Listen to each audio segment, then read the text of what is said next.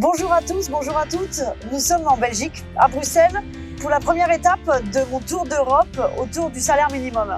Je vais me rendre régulièrement dans un pays de l'Union européenne, aller à la rencontre de syndicalistes, de travailleurs, de politiques, d'activistes, de chercheurs, et puis essayer de comprendre comment on vit avec le salaire minimum quand il existe, comment on vit de son travail quand il n'y en a pas, quelles sont les attentes en matière de salaire minimum européen, et puis comment faire en sorte que avoir un travail, ça permette de vivre décemment.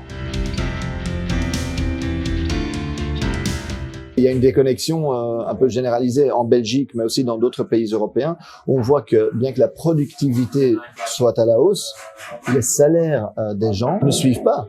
Et que donc cette richesse créée par les travailleurs ne revient plus aux travailleurs.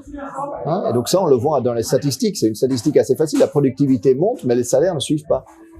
Il y a un salaire minimum en Belgique qui est autour de environ 10 € pour l'instant.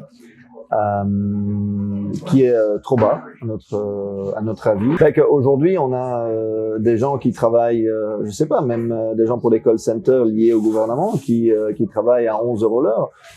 Donc voilà, on n'y arrive pas avec ce genre de salaire. C'est souvent, puis il y a des gens qui travaillent mi-temps, etc., qui ont des salaires très bas, insuffisants, et donc c'est important pour que on ait tous, voilà, une vie décente. Maintenant, moi, ce qui me semble important, c'est qu'un salaire minimum permette de pousser à la hausse tous les salaires. Ça me semble vraiment une dimension importante, parce qu'on veut pas que tout le monde bosse au salaire minimum.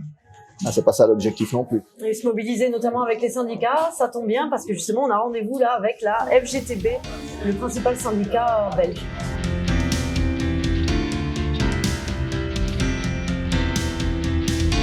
Est-ce que vous pouvez nous expliquer pourquoi vous avez lancé une campagne, qui est la campagne Fight for 14, qui se bat pour un salaire minimum à 14 € de l'heure? Aujourd'hui, on a deux tranches de travailleurs. On a les travailleurs qui gagnent plus de 14 € et qui peuvent vivre dignement, qui peuvent vivre correctement, qui peuvent même parfois de temps en temps s'offrir un petit loisir.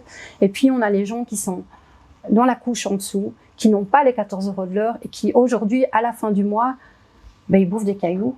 Parce que ils passent leur vie à téléphoner à des administrations pour demander des échelonnements de paiement. Ils passent leur vie à jouer avec des cartes de crédit, alors que ce sont des gens qui travaillent. Et ça, c'est scandaleux. Donc l'important ici, c'est 14 €, c'est par rapport à la Belgique. Pourquoi? Parce que voilà, en Belgique, c'est ce qu'il faut, mais il faut pas mettre un salaire minimum. Si ce salaire minimum ne permet pas de vivre dignement, aujourd'hui en Belgique, on a un salaire minimum qui ne permet pas de vivre dignement.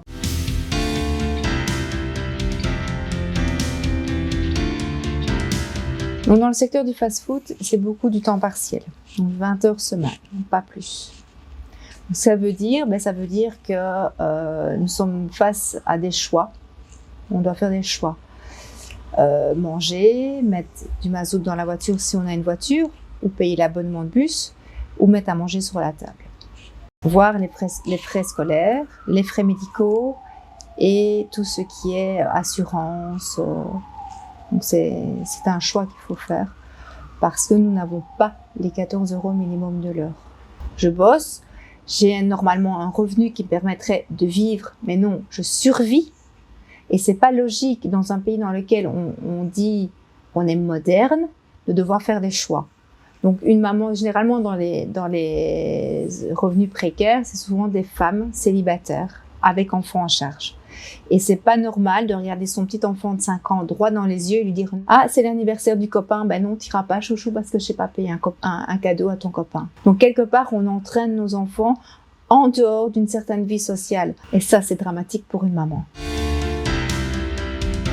C'est la fin de ce déplacement à Bruxelles sur le thème du salaire minimum. Il apparaît essentiel d'avoir un salaire minimum, mais un salaire minimum qui permette de vivre dignement.